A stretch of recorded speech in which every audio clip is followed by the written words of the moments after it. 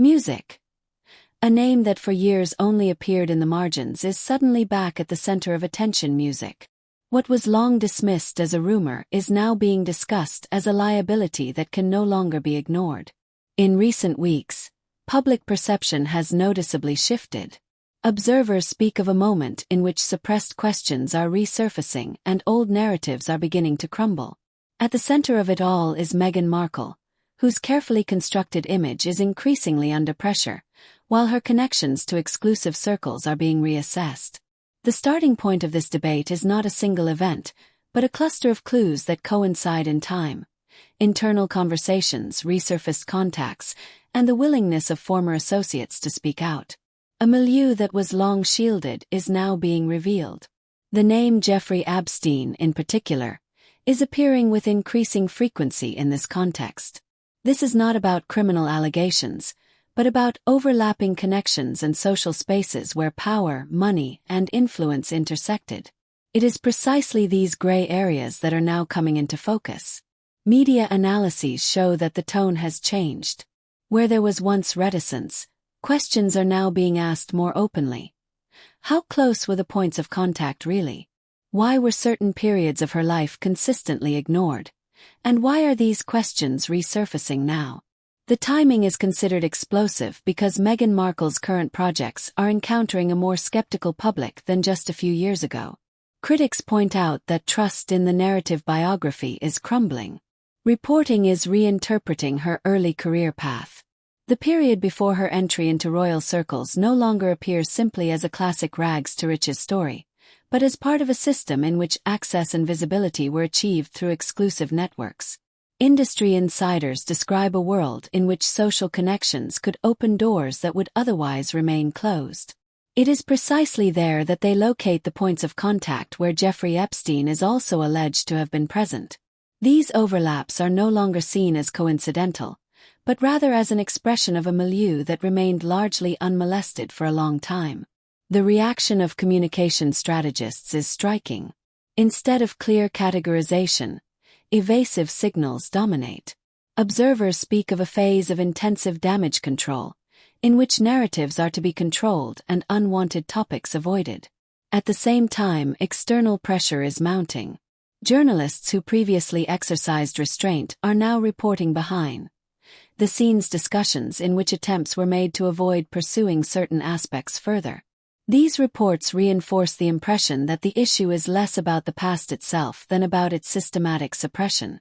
This is making public discourse more emotional. Supporters urge fairness and remind everyone that proximity to people or places does not constitute guilt. Critics, however, see the problem precisely in this. Not in the existence of a past, but in how it is handled. They accuse the government of preaching transparency but practicing it selectively. This accusation hits a nerve, as it calls into question the credibility of the entire self-presentation. Added to this is the context of global heightened awareness. After years of coming to terms with abuses of power, society and the media are reacting more sensitively to any form of entanglement in elite structures. The name Jeffrey Epstein serves as a symbol for a system that functioned for a long time because it went unquestioned. When prominent biographies are now viewed in this light, it's part of a larger shift. For Meghan Markle, this means that previous safeguards are less effective. By the end of this first section, a picture is emerging that is defined less by evidence than by open questions. The discussion has crossed a threshold where silence is no longer considered neutrality. The central question is not what happened, but why certain aspects have been so consistently excluded from the public narrative. Will this dynamic intensify further? And how long can a clear assessment be postponed? The focus now shifts to the beginning of her career, which was long considered an unremarkable prequel and is now being re-evaluated. In the public narrative, this period appeared as a classic upward trajectory for an ambitious actress. However, the current debate makes it clear that this path took place in an environment characterized by competition, barriers to entry, and informal networks. Observers describe an industry where talent alone was rarely enough, and proximity to influential circles determined visibility. During this period, Meghan Markle moved in social spaces that remained closed to outsiders. Industry internal events, exclusive gatherings, and informal meetings were considered career accelerators. These venues functioned as interfaces between entertainment, business, and politics. This is precisely where current analyses begin. They don't view her early career in isolation, but rather as part of a system where relationships were capital. Those who were invited were considered relevant. Those who were seen moved closer to opportunities. The discussion about these structures is not new, but it has gained intensification due to recent revelations. Commentators emphasize that many careers during this time followed similar paths. The crucial factor, however, is how openly this is dealt with. While some figures later admitted and explained their proximity to elite circles, much remained unspoken in Meghan Markle's case. This gap between reality and public perception is now identified as the core problem. In this context, the name Jeffrey Epstein is once again invoked. Analyses indicate that his influence was not confined to specific locations but extended across networks where power, money, and access converged. Those who moved in these circles often did so without formal affiliation, but with tacit acceptance of the rules. Contemporary reporting questions the extent to which such overlaps were known and whether they were deliberately omitted when later narratives emerged. The shift in media tone is striking. Where restraint once prevailed, structures are now being laid bare. Her early career path is no longer romanticized but described as the product of a system that reproduced inequalities. For Meghan Markle, this reassessment represents a break with the previous narrative. Her rise appears less as a straightforward success story and more as a journey through a web of contacts that are now viewed critically. At the same time, the pressure to contextualize this period is growing. Critics argue that the very claim to moral authority would have required an open debate. Anyone who later champions transparency and self-determination must explain how they themselves benefited from opaque music structures. Supporters argue, however, that retrospective moralizing is unfair and that past industry realities should not be judged by today's standards. This tension shapes the debate. The reactions demonstrate how much expectations of public figures have changed. Previously, a polished narrative sufficed. Today, segments of the public demand context and classification. The early start of one's career thus becomes a litmus test. It determines whether later self-presentation is perceived as credible or as selective memory. Observers see this as a turning point because it forms the basis for today's trust. The conclusion of this section is that it is less about individual events than about the overall picture. The early path becomes a mirror reflecting a system that functioned for a long time because it was not questioned. The open question remains whether a retrospective classification is possible without fueling new doubts. Can this period be transparently addressed, or does every new analysis only widen the gap between public perception and the narrative? As the debate progresses, exclusive circles and old acquaintances increasingly take center stage in the reporting. The focus is less on individual encounters than on the logic of closed networks that were hardly questioned publicly for years. These circles were considered self-referential, shielded, and powerful. Those who gained access moved in a world where visibility, influence, and loyalty were inextricably linked. It is precisely here that the questions surrounding Meghan Markle now intensify. Analyses show that these milieus did not emerge by chance. They functioned according to clear patterns, with exclusive invitations, informal meetings, and social proximity as currency. In such environments, professional and private boundaries blurred. Observers emphasize that it was not unusual to see the same names repeatedly in different contexts. The name Jeffrey Epstein Music appears as a symbol for a network that was far-reaching and whose scope only became apparent in retrospect. The current discussion begins precisely at this point. It does not ask about individual guilt, but about structural proximity. Who moved in the same spaces? Who else encountered these same players? And what consequences did this have for their later careers? In this context, Meghan Markle is seen as part of a generation that moved in these circles because they were considered a stepping stone. This classification shifts the focus away from personal motives and toward systemic mechanisms. Media reports describe these networks as closed circuits in which trust and silence played central roles. Those who were accepted benefited from protection and discretion. Those who dropped out disappeared from the narrative. Critics see this as the core of the problem. They argue that it was precisely this silence that allowed problematic structures to be maintained for years. The current reassessment is therefore understood as a belated but necessary correction. For Meghan Markle, this perspective represents a significant shift in public perception. Her earlier career path is no longer viewed in isolation, but as part of a larger network. Supporters point out that many careers followed similar paths, and that belonging to such circles does not automatically imply endorsement of their practices. Critics counter that what's precisely lacking is a consistent distancing in retrospect. This tension shapes the discourse. The name Jeffrey Epstein acts like a magnifying glass. It represents a network that concentrated power and influence, and whose shadows reach back to this day. When old contacts or overlaps are addressed in this context, it does so against the backdrop of a societal reassessment. Proximity alone is weighted differently today than it was years ago. This explains why things that were once taken for granted are now returning as open questions. Observers note that this development is not isolated. It fits into a time in which elite structures are generally viewed more critically. The public and the media are showing less patience for opaque entanglements. The discussion surrounding Meghan Markle thus becomes part of a larger discourse on responsibility and openness. It exemplifies the question of how to deal with a past that was rooted in closed systems. At the end of this section, an ambivalent picture remains. On the one hand, it is emphasized that membership in exclusive circles does not allow for any clear conclusions. On the other hand, the pressure is growing to no longer conceal this affiliation. The debate oscillates between contextualization and critique. Crucially, how openly these connections are named is key. Will classifying these networks lead to greater clarity, or will each new analysis merely reinforce the impression of a long-protected system? While attention focuses on networks and connections, another aspect comes to the fore: control over one's own image. Observers describe this phase as a turning point in which communication strategies increasingly come into focus. In the public perception, the impression arises of a consistently controlled narrative that left little room for deviation. This very stringency is now being questioned because it is interpreted as a sign of systematic shielding.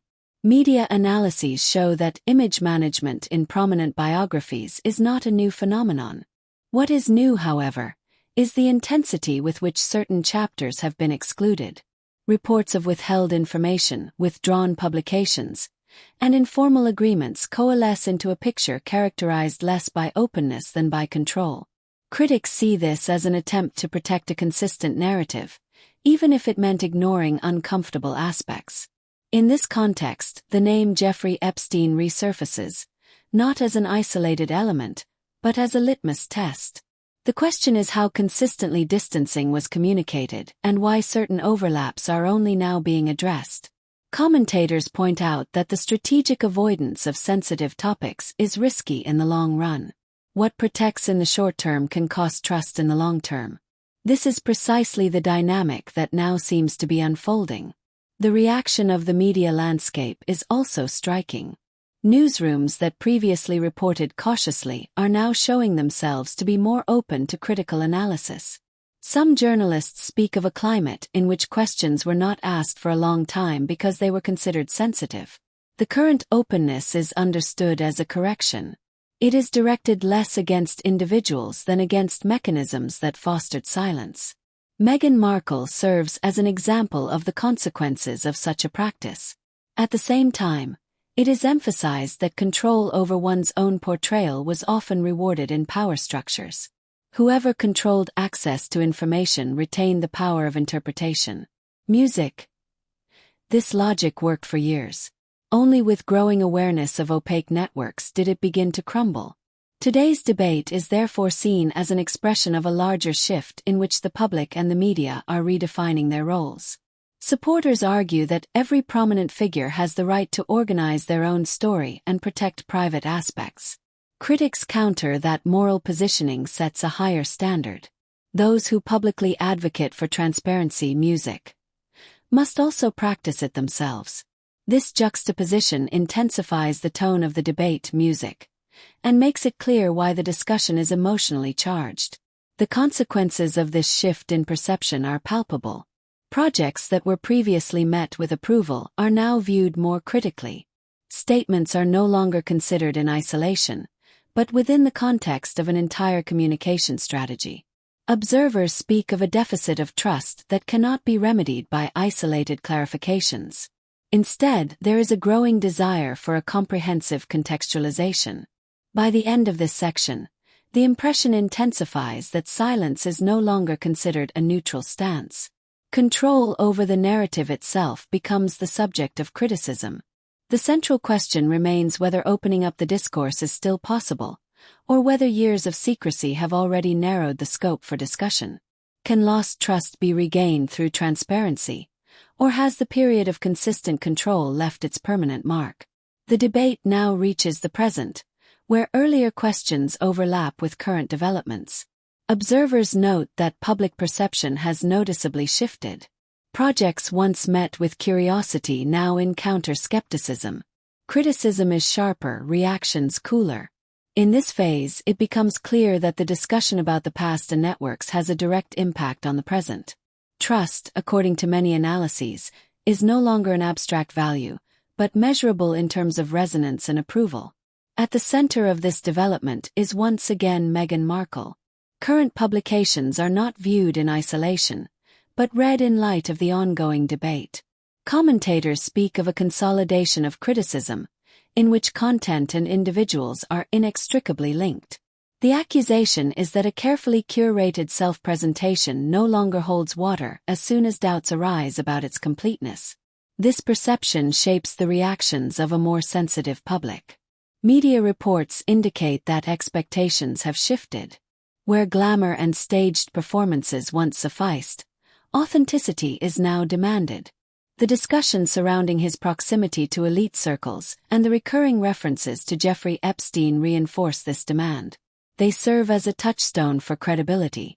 Even without new facts, the mere repetition of his name creates a weight that is difficult to neutralize. This dynamic explains why the issue hasn't simply faded away. It's striking that even former supporters are acting more cautiously. Commentators speak of a quiet retreat, less vocal than open criticism, but no less effective. Public support appears more fragmented, while critical voices are gaining ground. This imbalance reinforces the impression of a turning point. The narrative is losing its coherence because it is being disrupted by differing perspectives. At the same time, it becomes clear how closely media perception and economic consequences are linked. Analyses indicate that brands and partners react more sensitively as controversies persist. Decisions are made more cautiously, and commitments are weighed more carefully. This development is not seen as a short-term reaction, but as a signal of structural change. Reputation is becoming the decisive factor. Reports emphasize that this process did not begin suddenly, but developed gradually. Minor irritations accumulated into greater doubt. The current phase is considered a culmination point where past shortcomings become more apparent. Observers see this as a lesson in the long-term impact of communication strategies. What worked for years can quickly lose its effectiveness in a changed social climate. The discussion surrounding Meghan Markle, for example, is seen as indicative of a broader trend. Prominent biographies are reinterpreted, and old narratives are questioned. The public and the media are less lenient when contradictions arise. This attitude intensifies the pressure to no longer postpone addressing open questions. In this logic, the loss of trust is not an accident, but rather the consequence of a longer development. At the end of this phase, the impression remains of a tense present. Perception is characterized by both uncertainty and anticipation. The crucial question is whether this phase is understood as a temporary setback or as the beginning of a lasting reassessment. Can trust be stabilized in the foreseeable future? Or does this moment mark the definitive break between public narrative and public acceptance? At the end of this development lies a crossroads that extends far beyond individual headlines. The reporting is converging on the question of how to deal with a past that was anchored in closed systems and is now being reevaluated. Observers speak of a moment in which decisions about openness or continued silence will have long-term consequences. For Meghan Markle, this phase is described as a touchstone on which credibility and public acceptance will be decided. The analysis of the past few weeks shows that the debate is not driven by a single accusation, but by the sum of open questions. The recurring reference to Jeffrey Epstein functions less as an accusation and more as a symbol of a milieu that long thrived on discretion. In today's perception, this proximity is enough to demand explanations. The scale has shifted. What was once considered a footnote is now read as part of a larger context. Communication experts point out that the options are limited. Sticking to the current course might suggest stability in the short term, but carries the risk of further erosion. Every new revelation, every renewed inquiry would then be interpreted as confirmation of a strategy of secrecy. Opening up, on the other hand, is considered risky because it sheds new light on old chapters. At the same time, observers see it as the only way to regain control. Transparency is not understood as a guarantee, but as a prerequisite for reassessment. This point is being stated with increasing clarity in the public debate. Supporters argue that an open approach to the past could provide relief. Critics counter that the years of silence have cost trust, which will not easily return. These conflicting expectations intensify the pressure. Every decision is interpreted as a signal, every hesitation as a continuation of a pattern. Media reports suggest that attention will not shift so quickly. The issue has developed a dynamic that thrives on recurring interpretations. As long as key questions remain unanswered, the discourse will remain active. In this climate, silence is perceived not as neutrality, but as a position. It is precisely this shift that makes the current moment so explosive. At the same time, it is emphasized that change remains possible. Public figures have demonstrated in the past that a reassessment can succeed if it is credible. A prerequisite for this is a clear distinction between explanation and justification. Observers see this as the crucial difference. It is less about relativizing mistakes than about contextualizing connections. This expectation shapes the current discourse. For Meghan Markle, this means a future under heightened scrutiny. Every step is read against the backdrop of this debate. Projects, statements, and appearances are not evaluated in isolation, but as part of a larger narrative. The question is no longer whether the past is relevant, but how it is integrated into the present. In this logic, responsibility becomes the central concept. At the end of this section, the outcome remains open. The development is not complete, but rather in flux. The public sphere awaits signals that will point the way. Will this moment be used to redefine trust, or will the impression of a permanently fragmented narrative solidify? The preceding sections paint a picture of a debate that has gradually built up and now reached its climax. Its starting point was long-suppressed questions that gained new relevance due to changing societal norms. Her early career path was re-evaluated, exclusive networks were critically examined, and the role of controlled communication was questioned. At the center of this was Meghan Markle, whose public narrative was increasingly confronted with unanswered questions. The recurring references to Jeffrey Epstein served as a symbol for a system that had long profited from discretion. In today's perception, this proximity is enough to demand transparency. The debate thus shifted from individual events to structural issues, focused not on guilt but on credibility. This shift explains the intensity of the current media coverage. The consequences are clearly visible today. Projects are being evaluated more critically, support is being granted with more fragmented trust and caution. The discussion is less an attack than a reflection of changing expectations. The public and the media demand context, not staged events. This attitude shapes the pressure under which decisions must be made. Looking ahead, it's clear that the outcome remains uncertain. Between further secrecy and credible openness lie different paths, each with long-term consequences. The central question is whether transparency will be used as an opportunity or whether silence will further fuel the debate. Only one thing is certain: public perception has changed, and it will not calm down again without clear signals.